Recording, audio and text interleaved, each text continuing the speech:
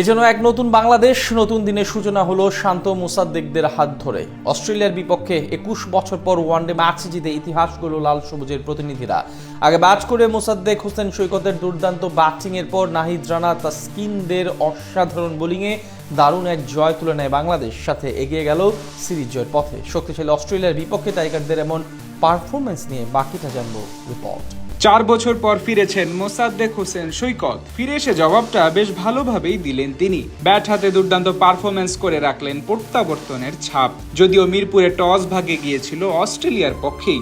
বিপরীতে আগে ব্যাট করতে নেমে শুরুতেই বিপাকে পড়ে টিম টাইগার্স। দ্বিতীয়বারের দ্বিতীয় বলে নাথান এলিসের অফসাইডের বল সামনের পায়ে ভর দিয়ে ডিফেন্স করতে গিয়ে স্লিপে ক্যাচ দিয়ে বিদায় নেন ডানহাতি সাইফ হাসান। তবে সেই ধাক্কা বেশ ভালোভাবে সামলে নেন নাজমুল হোসেন শান্ত এবং তানজিদ তামিম।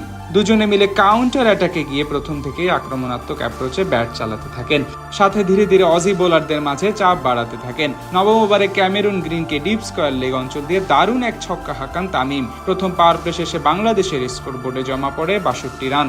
দারুণ খেলতে থাকা তানজিদ তামিম ব্যক্তিগত 50 পূরণ করেন মাত্র 41 বলে, যদিও এর আর বেশিক্ষণ টিকতে পারেননি তিনি।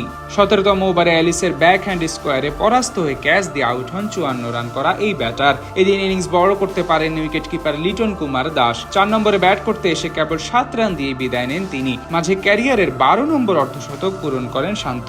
এরপর আর মাত্র 17 রান যোগ করে তিনি ফিরে যান একই পথে। পঞ্চম উইকেটে জুটি গড়েন মোসাদ্দেক হোসেন সৈকত এবং তাওহিদ হৃদয়। দুজন মিলে প্রথম দিকে দেখে শুনে খেললেও ধীরে ধীরে রানের গতি বাড়াতে থাকেন। তাদের পার্টনারশিপে ভর করে দারুণভাবে আগাতে থাকে বাংলাদেশ দল।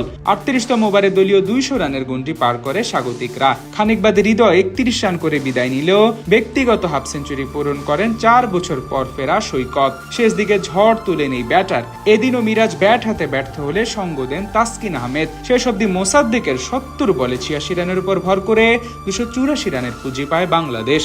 জবাব দিতে নেমে প্রথম বলেই বিপদে পড়ে অস্ট্রেলিয়া। তাসকিন আহমেদের দুর্দান্ত এক ডেলিভারি বুঝতেই পারেননি অজি ব্যাটার ম্যাথিউ শট। ফলাফল বোল্ড হয়ে বিদায় নেন তিনি। এরপর জুটি গড়ার চেষ্টা করেন অধিনায়ক জশ ইংলিশ এবং একবার জীবন পাওয়া কপার কনলি। তাদের সেই চেষ্টা অবশ্য বেশিক্ষণ সফল হতে দেননি নাহিদ রানা। 11তম ওভারে এসে প্রথম বলে ইংলিশকে দুর্দান্ত এক ডেলিভারিতে পরাস্ত করেন এই পেসার।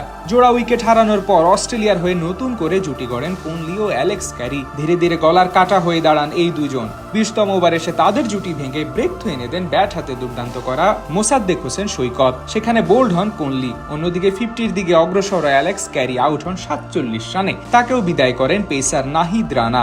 128 রানে 5 উইকেট হারানোর পর আর তেমন ভাবে প্রতিরোধ গড়ে তুলতে পারেনি সফরকারী অস্ট্রেলিয়া। টাইগার বোলারদের নিয়ন্ত্রিত বোলিং এর সামনে তেমন ভাবে পাত্তা পায়নি তারা। ফলে দীর্ঘ 21 বছর পর অজিদের বিপক্ষে ওয়ানডে ম্যাচ জয়ের স্বাদ পেয়ে যায় বাংলাদেশ। সাথে সিরিজেও এগিয়ে গেল 1-0 ব্যবধানে।